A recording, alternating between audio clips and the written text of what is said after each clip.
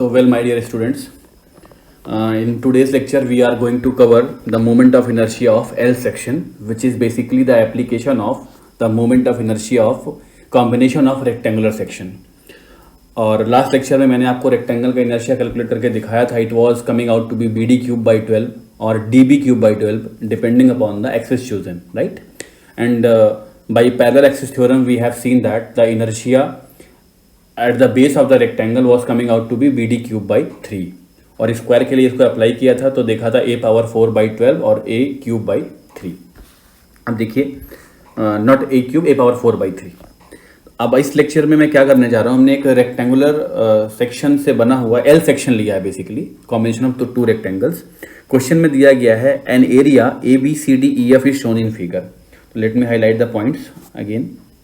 What the points are given A B C D E and F. ये 4-5 points दिए गए हैं और पूछा गया है कैलकुलेट करो the moment of inertia of the above area about axis YY.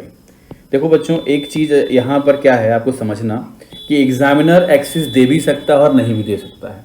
अगर उसने एक्सिस दे दिया YY तो उसने फिक्स कर दिया, but most of the problems में एग्जामिनर एक्सिस के बारे में कोई बात नहीं करते. ये स्टूडेंट का अपना कॉन्शियस होता है कि वो खुद सोचे और समझे कि मुझे एक्सिस कहाँ चूज़ करनी है और कैसे चूज़ करनी है. तो अभी तो फिलहाल प्रॉब्लम में एक्सिस पता है तो मैं उसी एक्सिस के अबाउट कैलकुलेट करना सिखाऊंगा आपको. लेकिन जब प्रॉब्लम में एक्सिस नहीं पता होगी, that means in the next example, तो मैं वहाँ आपको ये भी बताऊंगा कि एक्सिस डिसाइड कैसे करते हैं. एक्सिस डिसाइड करना बहुत बड़ा खेल है इनर्शिया कैलकुलेट करते समय. अगर ये सही चूज हो गया तो आपकी आधी प्रॉब्लम सॉल्व हो जाती है. ठीक है, तो अब देखिए क्या करना होता है इसमें. First what you need to do, जब भी कभी आपको क्वेश्चन में कहा जाए मोमेंट ऑफ इनर्शिया कैलकुलेट करो of the composite section, composite area, तो you have to calculate the centroid of that complete area. उस पूरे एरिया का सेंट्रॉइड निकालना होता है, जैसे कि हम पहले लेक्चर्स पे पढ़ चुके हैं सेंट्रॉइड कैलकुलेशंस में. ठीक है, बट अगर उसने एक्सिस फिक्स कर दिया है तो आपको सेंट्रॉइड निकालने की जरूरत नहीं है. अगर उसने एक्सिस फिक्स करके रखा है, हो सकता है किसी केस में जरूरत पड़ जाए, वो बताऊंगा, लेकिन अभी इस प्रॉब्लम में फिलहाल मुझे सेंट्रॉइड की कोई जरूरत नहीं पड़ेगी. क्योंकि एक स्टूडेंट के दिमाग में आता है कि पहले मैं सेंट्रॉइड कैलकुलेट करूं, सेंट्रॉइड जहां से पास करेगा वहां से इनर्शिया कैलकुलेट करूं. एग्जामिनर कहते हैं calculate the moment of inertia of the given figure about it centroid, तो सेंट्रॉइड निकालना है. लेकिन वो क्या कह रहा है कि मोमेंट ऑफ इनर्शिया बताओ अबाउट YY एक्सिस ओनली. तो YY एक्सिस से हम इनर्शिया कैलकुलेट करते हैं. कैसे, क्या करना है, दो बॉडी उसने ऑलरेडी आइडेंटिफाई कर दी है, जिसको मैंने सर्कल से यहां दिखा रखा है. देखिए, this is body 1 and this one is body 2. Body ना बोल के एरिया बोलते हैं. तो मैं क्या कैलकुलेट करूंगा, सबसे पहले एरिया 1 का moment of inertia about its centroid point. तो इसको मैं अलग से दिखा रहा हूं आपको. This is the first body. Let me take the first rectangular body. देखो बच्चों, ये है फर्स्ट रेक्टेंगुलर बॉडी, ऐसी दी गई है. और सेकेंड रेक्टेंगुलर बॉडी मैं इसी के नीचे ड्रॉ कर रहा हूं. This one is the second rectangular body. ठीक है, तो पहले रेक्टेंगल का क्या निकालते हैं, मोमेंट ऑफ इनर्शिया निकालते हैं पहले रेक्टेंगल का. तो पहले रेक्टेंगल का सेंट्रॉइड कहां होगा, बिल्कुल इसके बीच में होगा जहां डायगोनल इंटरसेक्ट कर रहे होंगे. सिमिलरली दूसरे रेक्टेंगल का सेंट्रॉइड कहां होगा, बीच में होगा जहां डायगोनल इंटरसेक्ट कर रहे हैं. मैं आपको बता चुका हूं कि अगर आप इनके डायगोनल्स पे ऐसे ज्वाइन कर दीजिए तो ये जहां इंटरसेक्ट करते हैं यही क्या होता है, इसका सेंट्रॉइड होता है. या let me join here again, मैं इसको डायरेक्ट ज्वाइन करता हूं ऐसे, this line and this one. देखिए, ये जहां इंटरसेक्ट करेंगे यही इनका क्या हो जाएगा बच्चों, सेंट्रॉइड पॉइंट हो जाएगा. तो लेट से पहले वाले के लिए 1 से रिप्रेजेंट किया और दूसरे को मैं 2 से रिप्रेजेंट कर देता हूं. तो फर्स्ट बॉडी का सेंट्रॉइड के अबाउट मोमेंट ऑफ इनर्शिया क्या हो जाएगा. तो मोमेंट ऑफ इनर्शिया मैं लिखता हूं यहां पर, moment of inertia of area 1 about its CG that is equal to BD cube by 12. अभी आपको बताया था I1 इज इक्वल टू, या I1 ना लिख करके चलिए कुछ इसका नाम देते हैं, या I1 ही लिखते हैं. I1 is equal to BD cube by 12 where B is how much बच्चों, B की वैल्यू कितनी है, देखिए 4 है, और D की वैल्यू कितनी है, 12 है. यानी इस रेक्टेंगल की डायमेंशंस क्या है, ये 4 है and this is coming out to be 12. और ये वैल्यू हमें 4 दिख रही है, यहां से यहां तक 4 और 12 है. तो कितना हो गया ये BD क्यूब बाई 12. आपको क्या बताया था, किसका क्यूब करते हैं, जिस एक्सिस के अबाउट आपको इनर्शिया लेना है, जिस एक्सिस के अबाउट इनर्शिया लेना है आपको ये देखना होता है कि वो एक्सिस किस साइड को 90 डिग्री पे कट कर रही है. तो अभी आपको वाई एक्सिस के अबाउट लेना है। तो बच्चों वाई एक्सिस को अगर आप ऐसे ऊपर की ओर बढ़ाओ, देखो मैं ऐसे दिखा रहा हूं, ये वाई एक्सिस है लेट्स से। तो ये वाई एक्सिस 4 वाली साइड को देखो 90 डिग्री पे कट कर रही है, तो किसका क्यूब लेंगे हम? 4 का क्यूब लेंगे। तो ये क्या हो जाएगा यहां पर 4 हो गई पहली डायमेंशन, दूसरी हो गई 12। तो 12 into 4 cube by 12 it is coming out to be 64 centimetre power 4। ठीक है, 64 सेंटीमीटर पावर 4। मैं इसको let me write it in the new line, मैं इसको न्यू लाइन में अलग से लिखता हूं यहां पर। तो this I1 is coming out to be 12 into 4 cube by 12 is equal to 64 centimetre to the power 4। ठीक है, अब क्या करना क्या, ये तो आपने इनर्शिया इस पॉइंट के अबाउट लिखा, लेकिन निकालना कहां पर है? वाई एक्सिस पर निकालना है। तो मुझे क्या करना होगा बच्चों, ध्यान से समझना, इस इनर्शिया को, यानी कि जो आपने ये एक्सिस के अबाउट इनर्शिया निकाला है, इस रेड कलर वाली लाइन को, this red colour line, this one, let me show it again, ये मुझे इसको शिफ्ट करना होगा कहां? इस वाली लाइन पर। इस वाली लाइन पर मुझे शिफ्ट करना होगा क्योंकि पूछा गया वाई के अबाउट। तो शिफ्ट करने के लिए क्या है? Red colour line and this given Y axis both are parallel to each other. तो पैरेलल एक्सिस थ्योरम लगा के हम शिफ्ट करते हैं, इसको शिफ्ट कर सकते हैं। कैसे शिफ्ट करते हैं? अभी इन दोनों के बीच की डिस्टेंस पहले देखिए क्या है, दोनों पैरेलल एक्सिस के बीच की दूरी कितनी है। क्योंकि जब आप लगाएंगे पैरेलल एक्सिस थ्योरम, तो what you will write, I about Y Y is equal to I about C G point plus area times distance square. Distance को डिस्टेंस ही लिख रहा हूं अभी मैं, डिस्टेंस स्क्वायर। डिस्टेंस किसकी? दोनों एक्सिस के बीच की दूरी। तो बच्चों क्या हो जाएगा, देखो आई अबाउट सी जी तो आप निकाल चुके हैं 64, एरिया रेक्टेंगल का 12 इंटू 4, और डिस्टेंस देखिए कितनी है 10। तो ये दी हुई है फिगर में, देखिए 10 तो ये दी हुई है, बट आना कहां तक है? इस रेड कलर लाइन तक। तो ये दूरी कितनी हो जाएगी? This will be 2 centimetre. तो 10 plus 2 that is 10 plus 2 that is 12 centimetre square. तो यहां से मुझे मिल गया आई वाई वाई, इसको मैंने कैलकुलेट किया है, and this value is coming out to be, yes this is coming out to be 6976 centimetre power 4। 6976 centimetre power 4। देखिए मैंने क्या किया, आई वाई वाई कैलकुलेट किया किसका? बॉडी 1 का। ठीक है बच्चों, आई वाई वाई मिल गया मुझे बॉडी 1 का। अब आप बताओ, सिमिलरली मुझे अगर मोमेंट ऑफ इनर्शिया इस बॉडी 2 का निकालना हो, तो सेंट्रॉइड के अबाउट कितना हो जाएगा? सेंट्रॉइड के अबाउट मैं यहीं लिखता हूं, देखो बच्चों यहीं पर समझ में आएगा आपको। Moment of inertia of area 2 about C G, तो I2 is equal to again b D cube by 12। अब देखिए वाई एक्सिस कौन सी एक्सिस है? This one is our y axis, जो कि यहां ऐसे जा रही होगी, ये वाई एक्सिस होगी। ठीक है, ये इस वाले साइड को कितने पर कट कर रही है? 90 डिग्री पर। तो मुझे किसका क्यूब करना होगा अब की बार बच्चों? 20 का क्यूब करना होगा, 24 का, सॉरी, मुझे इसका क्यूब करना होगा, क्योंकि जिस साइड को 90 डिग्री पे कट करे, यानी कि जिस एक्सिस के अबाउट लेना है इनर्शिया, आपको ये देखना होता है वो एक्सिस जिस साइड को 90 डिग्री पे कट करे उसका क्यूब करना है। तो इनर्शिया क्या हो जाएगा? B D cube by 12। B is what? 4, D is 24 cube divide by 12, and this value is coming out to be, let me calculate, I need calculator. इधर एक काम करते हैं, इसको डायरेक्ट लिखते हैं, अभी देखते हैं कितनी वैल्यू आती है, सेंटीमीटर पावर 4।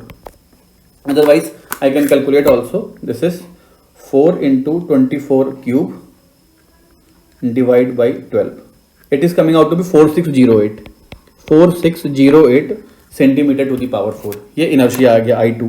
अब मुझे क्या लिखना है? आई वाई वाई फॉर बॉडी 2 क्या हो जाएगा बच्चों?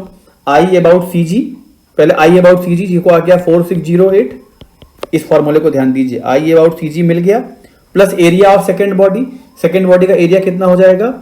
4 into 24 into distance of centroid की दूरी। ध्यान देखो, इसका सेंट्रॉइड यानी मुझे 2 पॉइंट तक पहुंचना है, पॉइंट 2 तक मुझे पहुंचना है बच्चों। तो पॉइंट 2 तक पहुंचने के लिए ये दूरी तय करोगे और प्लस ये दूरी तय करोगे वाई एक्सिस से। तो ये तो 10 दिख ही रहा है, और ये कितना होगा? 24 का हाफ, तो 10 प्लस 12 हो जाएगा, 10 प्लस 12 का होल स्क्वायर। तो बच्चों इसे मैं सिंप्लीफाई कर लेता हूं, and I will get I Y Y 2, this is coming out to be, let me write here, this is coming out to be 51072 centimetre to the power 4। ये I Y by two आ गया, ठीक है। यानी body 1 का inertia Y axis के about, body 2 का inertia Y axis के अबाउट।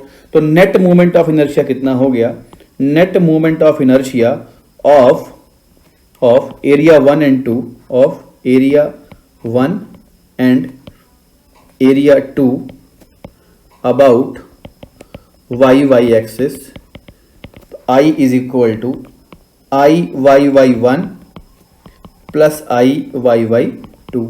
आई वाई वाई 1 हमने कैलकुलेट किया है, आई नेट की वैल्यू आई है, this is 6976 plus 51072 and adding both I am getting 58048 centimetre to the power 4। ये हो गया बच्चों इस क्वेश्चन का आंसर, राइट। मैंने कैलकुलेट कर दिया moment of inertia of this body using parallel axis theorem, ठीक है। अब इसी क्वेश्चन को मैं सिर्फ एक लाइन में सॉल्व करता हूं।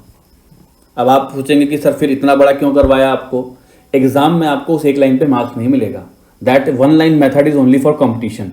लेकिन यहां पर आपको पेपर में ऐसे ही सॉल्व करना है, और ये मेथड हर तरीके के सेक्शंस पे लग जाएगा। बट जो मैं अभी प्रॉब्लम बता रहा हूं that is also applicable, that one line method is also applicable on each problem. लेकिन वहां आप गलती करेंगे लिमिट लेने में, तो प्रॉब्लम गलत हो जाएगा। लेकिन फिर भी समझाता हूं एक लाइन में कैसे इस प्रॉब्लम को सॉल्व करना है। देखिए, and this you won't find in any book. मैं आपको शायद श्योर बता रहा हूं, जो अभी मेथड बताऊंगा आपको बुक में नहीं मिलेगा। तो देखो, मैं बिल्कुल बेसिक फंडा यूज करूंगा। इसके लिए मैं क्या करता हूं, पहले अपने इस फिगर को एक बार कॉपी कर लेता हूं वापस, इसकी मुझे जरूरत पड़ेगी। Let me copy this figure and I'm inserting or pasting here. Yes. Oh, sorry, I did not get the figure. Let me take it again. या मैं आपको इसी पे समझाता हूँ। मैं यहाँ पर इसको रफ करते हैं और हम इस फिगर को सॉल्व करते हैं। What things I have taken? Let me remove it. Just a minute. Yes. देखिए, इस फिगर को सॉल्व करने के लिए मुझे क्या करना है, मैं सिर्फ एक लाइन का मेथड लगाने जा रहा हूँ। क्या? इनर्शिया कैलकुलेट करना है मुझे आई वाई वाई के about. Yes, I Y Y is equal to what, integration of, yes, x square into d a. ये फॉर्मूला तो पढ़ चुके हैं हम, I y is equal to x square d a. सिर्फ इसी कॉन्सेप्ट को यूज करते हैं और देखिए कैलकुलेट करते हैं कैसे। दो बॉडी यहां दी गई है, first one plus second one. First one देखो, पहले अगर मैं रेक्टेंगल 1 की बात करूं तो मैं रेक्टेंगल 1 को यहां तक एज्यूम कर लेता हूं, टोटल रेक्टेंगल है, यहां तक मान लिया, ठीक है। वाई के अबाउट निकालना है तो let me assume any strip. देखिए, ऐसे मैंने स्ट्रिप एज्यूम कर ली। This strip is what, parallel to Y axis, ठीक है। तो इस स्ट्रिप का अगर पैरेलल टू वाई एक्सिस है तो इसकी थिकनेस कितनी हो जाएगी बच्चों, this will be here dx। Thickness क्या हो गई, dx हो गई। तो एरिया कितना हो जाएगा, dx multiplied by its height. Height कितनी है, 12 ये और 4 ये, हाइट कितनी है, 16 है। तो यहां देखो dA की वैल्यू तो हो गई इसकी 16 टाइम्स dx। dA कितना हो गया, इस वाले पहली वाली बॉडी का dA हो गया 16 times dx, right, very good. और इससे पहले क्या लगा हुआ था, एक्स स्क्वायर। बस कुछ नहीं करना, हो गया काम। अब दूसरी वाली बॉडी पे आते हैं। दूसरी वाली बॉडी के लिए फिर से आपको स्ट्रिप एज्यूम करनी है, तो let me take it here. अब की रेक्टेंगल मैंने यहां तक एज्यूम किया है, तो ये मेरी हो गई स्ट्रिप, ठीक है। अब बता सकते हैं आप इसका एरिया कितना हो जाएगा, इसका एरिया कितना हो जाएगा। अगर इस स्ट्रिप को एज्यूम किया है तो इसकी थिकनेस कितनी है, इसकी भी थिकनेस कितनी हो जाएगी, दिस वन, राइट। ये लेट सॉरी मुझे y के अबाउट कैलकुलेट करना है ना, तो y के अबाउट ही तो स्ट्रिप एज्यूम करेंगे। Let me take it again, strip about y axis, this one is the strip about y axis. ये होगी ना, क्योंकि y के अबाउट लेना है तो y के पैरेलल स्ट्रिप माननी है, x के अबाउट लेना है तो x के पैरेलल। तो अभी फिर से ये डिस्टेंस कितनी हो गई, दिस इज अगेन dx।